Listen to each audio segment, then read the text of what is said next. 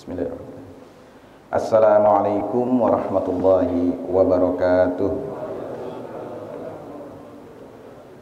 Alhamdulillahirabbil alamin. Alhamdulillahilladzi ja'ala ramadhana shiyaman lil muslimin wa qiyaman lil muttaqin. Asyhadu an la ilaha illallah iyyahu na'budu wa iyyahu nasta'in wa asyhadu anna Muhammadan abduhu wa rasuluhu al-mab'uts rahmatan lil alamin. Allahumma fassalli wa sallim ala hadzal nabiyil karim war rasulil azim nabiyina Muhammadin wa ala alihi wa ashabihi wa junudihi wa ansarihi wa man jahada fi sabilihi ila yaumiddin.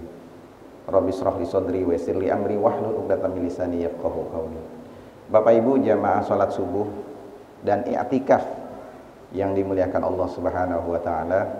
Alhamdulillah kita bersyukur pada Allah Subhanahu wa taala hari ini masih diberikan panjang umur dalam taat kepada Allah Subhanahu wa taala. Inilah nikmat yang tidak diperoleh oleh semua orang. Karena Rasulullah berpesan kepada kita, sebaik-baik umur itu adalah man tala umruhu wa hasuna amaluhu, yaitu orang yang panjang usianya dan bagus amalnya. Mudah-mudahan kita termasuk orang yang dipanjangkan usianya oleh Allah Subhanahu wa taala dan dibaguskan amalnya. Hadirin yang dimuliakan Allah Subhanahu wa taala, banyak orang yang berharap, bahkan selama ini jadi paradigma berpikir, orang yang telah berpuasa selama bulan suci Ramadan, dia keluar dari Ramadan menjadi pribadi-pribadi yang bertakwa. Padahal tidak serta-merta, atau bahasa asingnya itu tidak automatically, tidak selalu orang-orang yang berpuasa itu mereka akan mendapatkan gelar takwa. Dari mana dasarnya?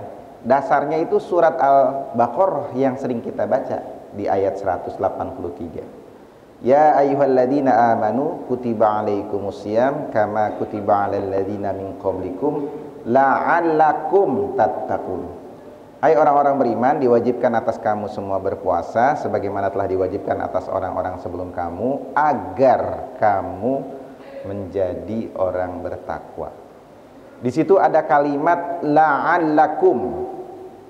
La'allakum itu padanan katanya adalah semoga atau mudah-mudahan, bisa juga agar supaya kamu menjadi orang bertakwa. Artinya kalau ada kalimat la'alla belum tentu, tapi harapannya iya. Misalnya begini, saya kuliah di Fakultas Ekonomi, kemudian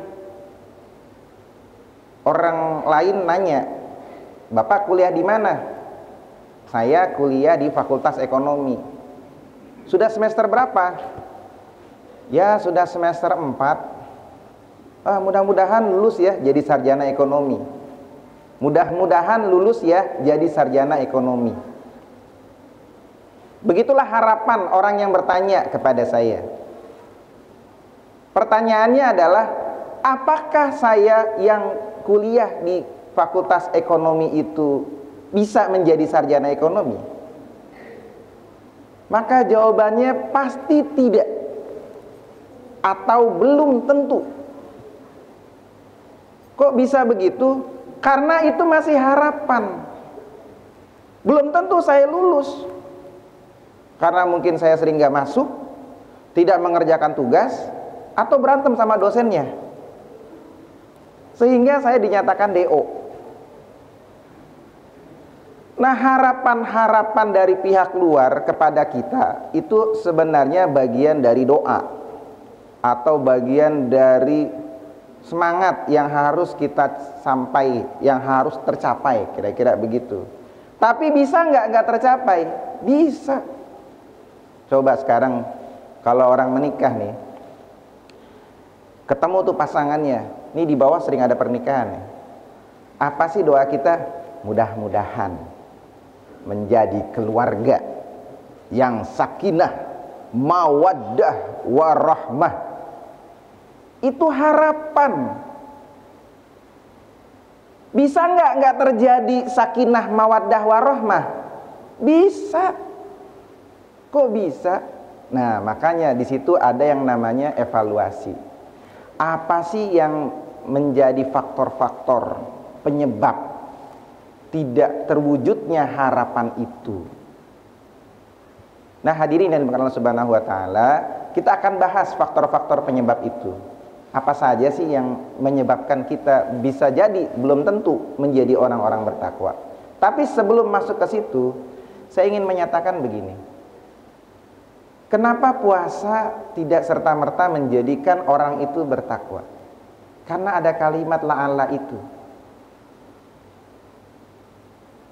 Kontradiksinya atau lawannya adalah menggunakan kalimat fa yang sudah pasti. Misalnya, fa amma man a'ta wattaqa wa saddaqa bil husna fa sanu yassiruhu lil yusra. Barang siapa yang berinfak, menyedekahkan sebagian hartanya, kemudian dia bertakwa, kemudian meyakini, membenarkan akan balasan kebaikan dari Allah Subhanahu wa taala, fasanu yassiruhu, maka kami akan sediakan pasti baginya kehidupan yang mudah. Itu dipastikan oleh Allah Subhanahu wa taala dengan kalimat fa. Sebaliknya, wa amma man bakhila wastaghna wa kadzdzaba bil husna fa sanu yassiruhu lil usra.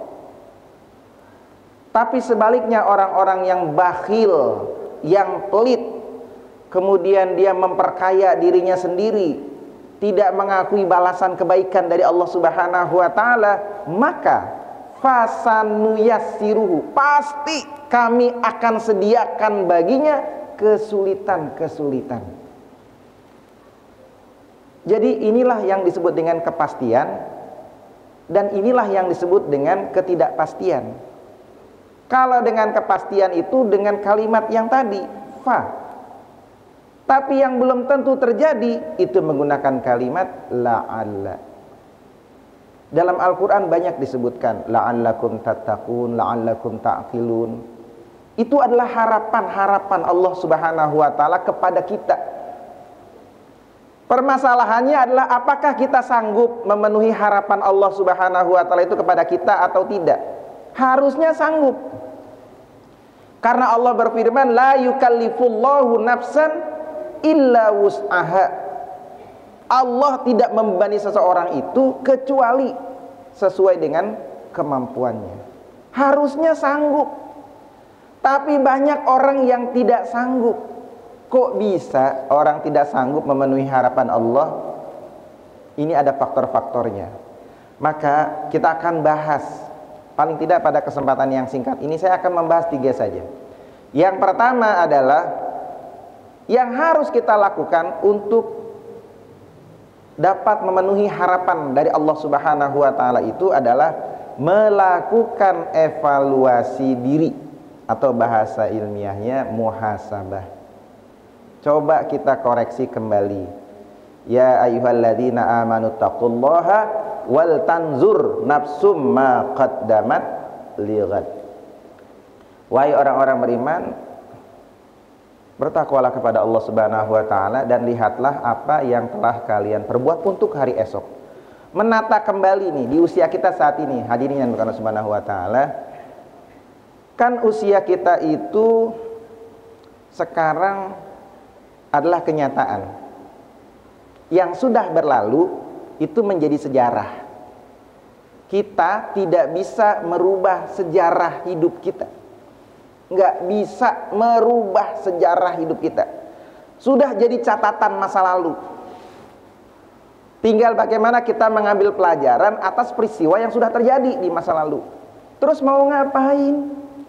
Yang harus kita lakukan adalah menata masa depan.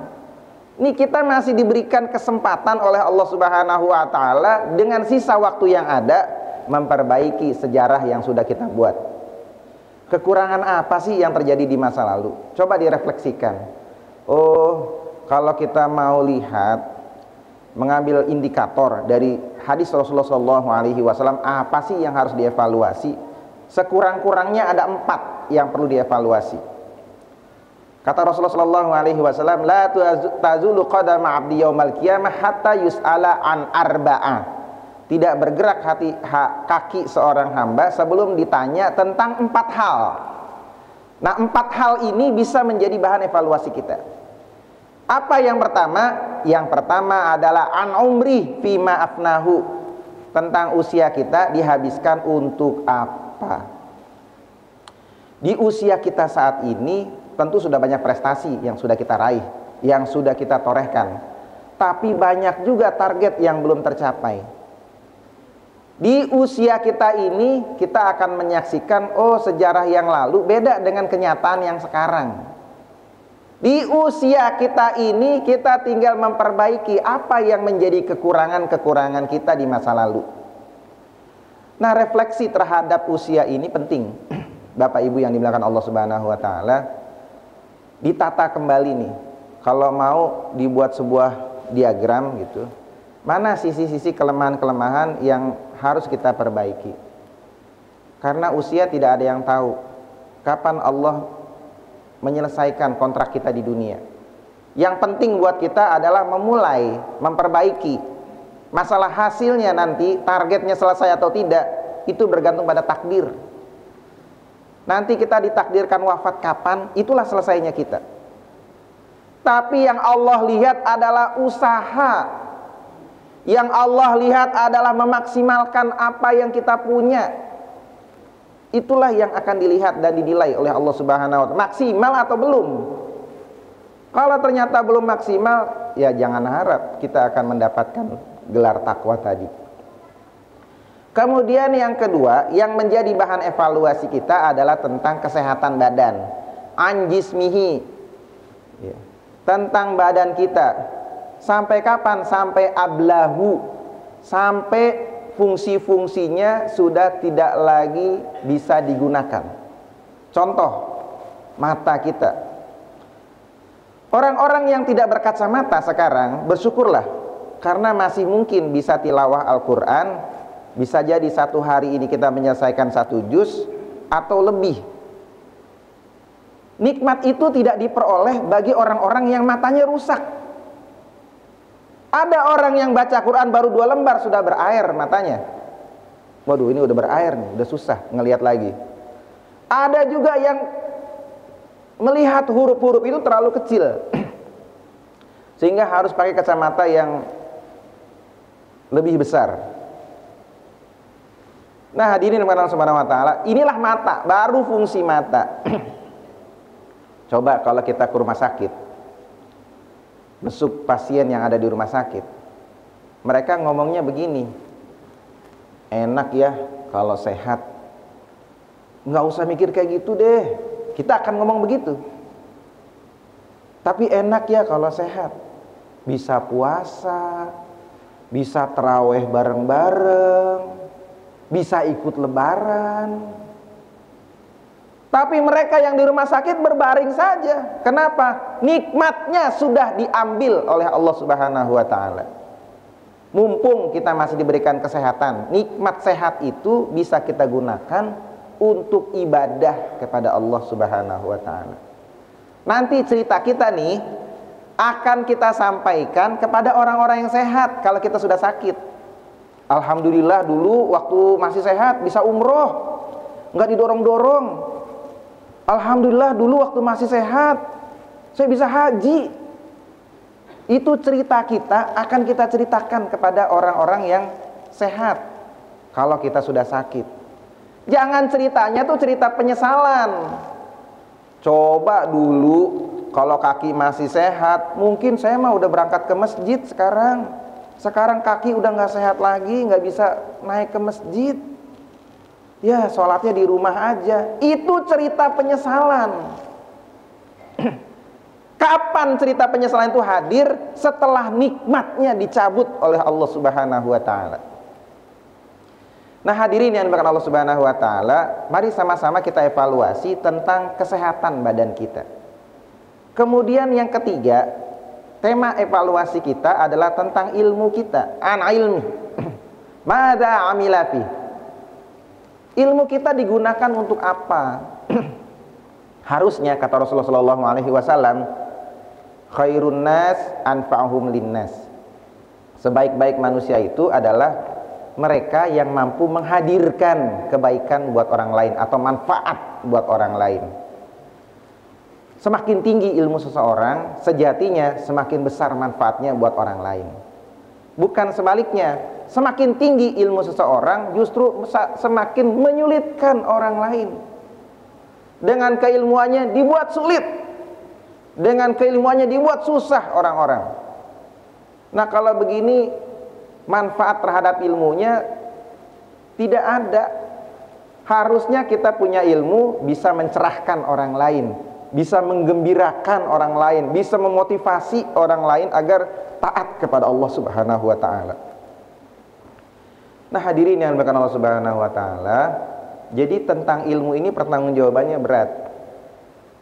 Kalau kita bisa punya cara pandang jariyah, jariyah itu pahala yang tidak terputus, maka kita akan menyibukkan diri kita dengan mengajar, memberikan ilmu kepada orang lain. Karena jariyah itu walaupun kita sudah tiada, pahalanya akan terus mengalir. Dari hadis Rasulullah SAW, idza mata ibnu Adam inqata amaluhu illa min salasin. Kalau anak Adam itu wafat, meninggal dunia, terputus amalnya kecuali 3. Yang pertama sedekah jariyah, yang kedua al-ilmu yantafa'u bihi, ilmu yang bermanfaat. Baru yang ketiga waladun sholihun yada'u walidihi, anak yang soleh yang mendoakan orang tuanya. Jadi kita ambil sisi yang kedua ini, al-ilmu yantafa'u bihi, ilmu yang bermanfaat, itu akan menjadi jariyah. Jangan sampai ilmu kita kemudian kita aplikasikan dalam diri kita, dicontoh orang jelek. Saya ulang sekali lagi, jangan sampai ilmu kita diaplikasikan kepada kita, dicontoh oleh orang lain jelek. Oh, ustadz saja begitu, masa kita nggak boleh? Oh, tokoh masyarakat yang hebat saja korupsi, masa kita nggak boleh? Kepintaran kita dilihat orang kemudian dicontoh, maka kejelekan kita itu akan menjadi dosa jariyah. Wah, ada lagi nih Pak, pahala jariyah, ada juga dosa jariyah. Ada dosa jariyah. Di mana dasarnya? Kalau orang nanya, nih dasarnya. Man sanna sunnatan sayyi'atan falaha wizroha wa wizro man amila biha ila yaumil qiyamah. Itu hadis riwayat Bukhari wal Muslim. Barang siapa yang mencontohkan kejelekan, maka dia akan mendapatkan dosa buat dirinya dan dosa orang-orang yang mengikutinya sampai hari kiamat. Berarti walaupun kita sudah tiada, gara-gara perilaku kita dicontoh yang jelek-jelek oleh orang lain, maka dosanya tetap kebagian. Ini namanya dosa jariyah. Dapat karena kita mencontohkan kejelekan. Itu gara-gara ilmu. Kita mencontohkan kejelekan terus orang ikut. Oh, ini kan doktor, oh ini kan profesor, ikut aja, pasti benar. Belum tentu.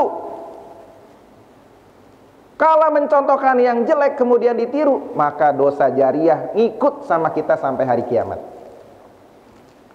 Hadirin yang dimuliakan Allah Subhanahu wa taala, kemudian yang terakhir adalah an malihi, tentang harta.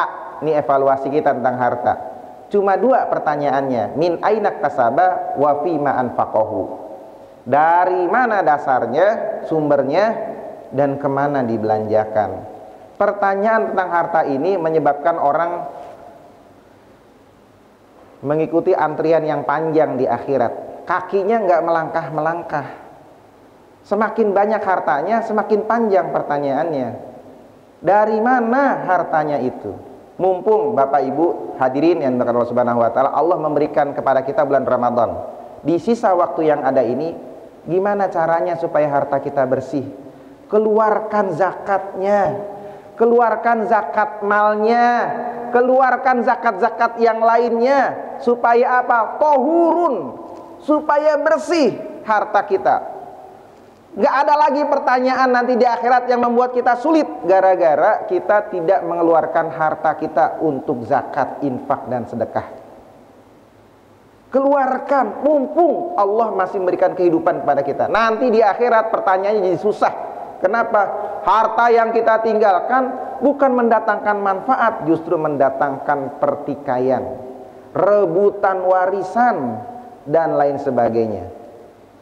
Nah, hadirin yang dimuliakan Allah Subhanahu wa taala, 4 dasar evaluasi ini kita jadikan sebagai tolak ukur, mengukur ketakwaan kita. Nih apakah nyampe nggak nih takwa kita nih? Setelah kita coba evaluasi usia, evaluasi fisik kita, jasmani kita, evaluasi ilmu kita, evaluasi harta kita. Kira-kira apa yang harus kita perbaiki supaya mendapatkan gelar takwa? Hadirin yang dimuliakan Allah Subhanahu wa taala, yang kedua yang paling penting setelah mengevaluasi adalah mengoptimalkan potensi diri sendiri. Saya ulang biar jelas. Mengoptimalkan potensi diri sendiri. Jangan berharap kita masuk surga dari potensi orang lain. Pernah saya dikumpulkan sebagai wali santri di pesantren.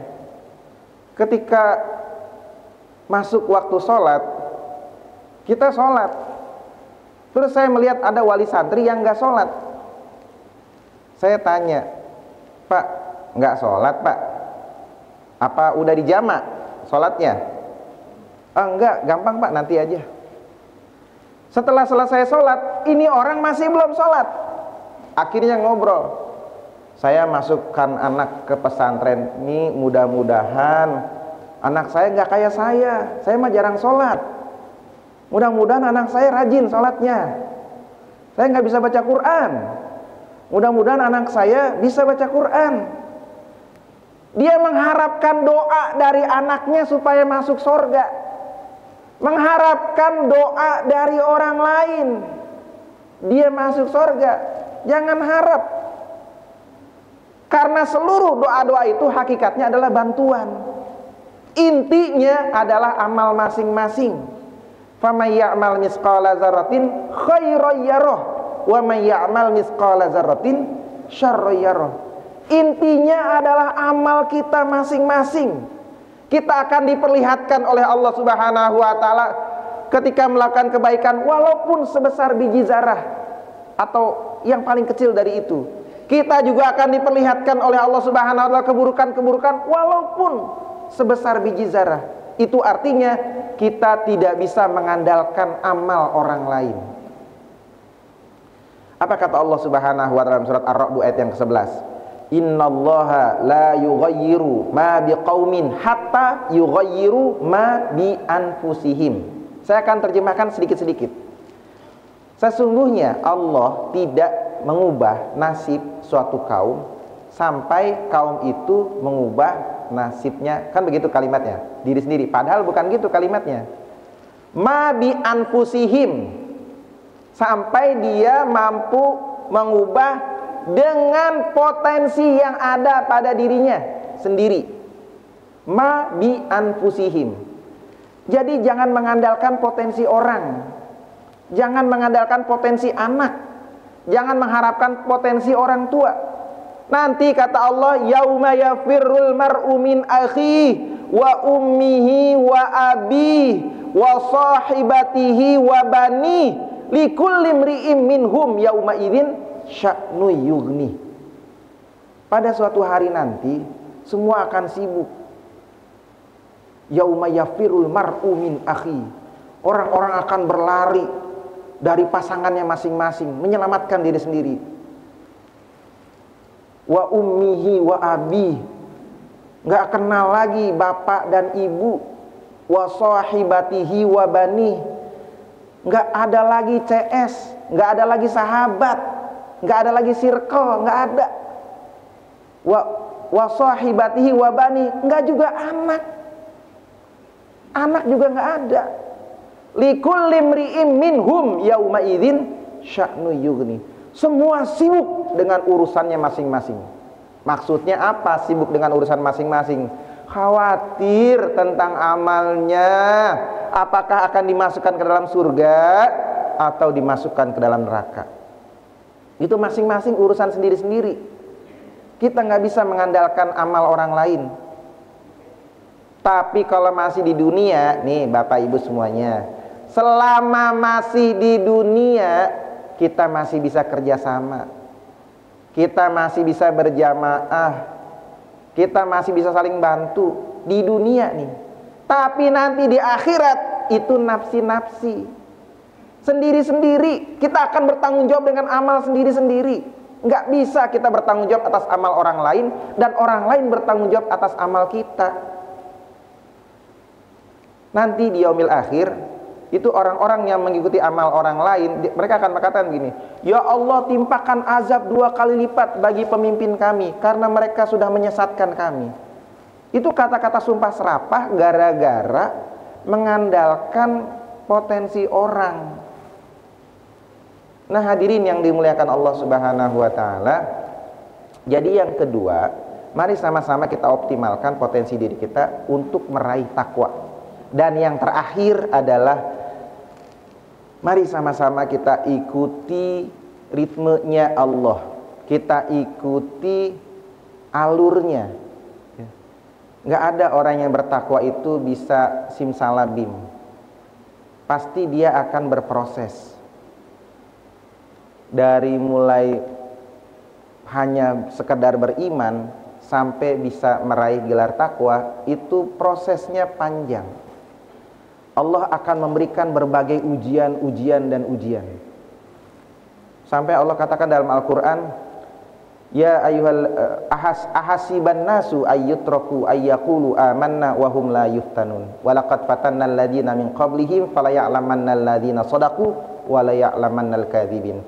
Apakah semua orang boleh ngomong kami ini beriman padahal belum datang ujian kepada mereka? Setelah datang ujian kepada mereka, jelas bagi Allah mana orang-orang yang benar imannya dan mana orang-orang yang cuman berpura-pura. Karena itu hadirin yang dirahmati Subhanahu wa ta'ala, marilah kita ikuti prosesnya yang Allah sediakan bagi kita. Di mana prosesnya itu? Prosesnya itu ada dalam kehidupan kita. Kita akan dibimbing oleh Allah dengan tarbiyah Allah.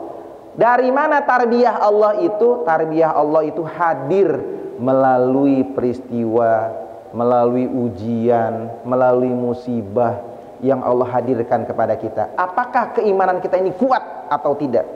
Ataukah keimanan kita ini ketika mendapatkan ujian rontok habis, tidak bersisa? Inilah yang akan menjadikan trigger, menjadikan batu buat kita semua melompati atau melewati tantangan yang disediakan Allah Subhanahu wa ta'ala. Kaum muslimin yang dimuliakan Allah, mudah-mudahan kita semua bisa melewati seluruh rangkaian periode atau proses yang Allah berikan kepada kita sebagai upaya untuk menjadikan kita orang-orang yang bertakwa. Mudah-mudahan di sisa waktu yang ada ini kita bisa tingkatkan kecepatannya, tingkatkan kualitasnya agar gelar takwa itu bisa kita raih.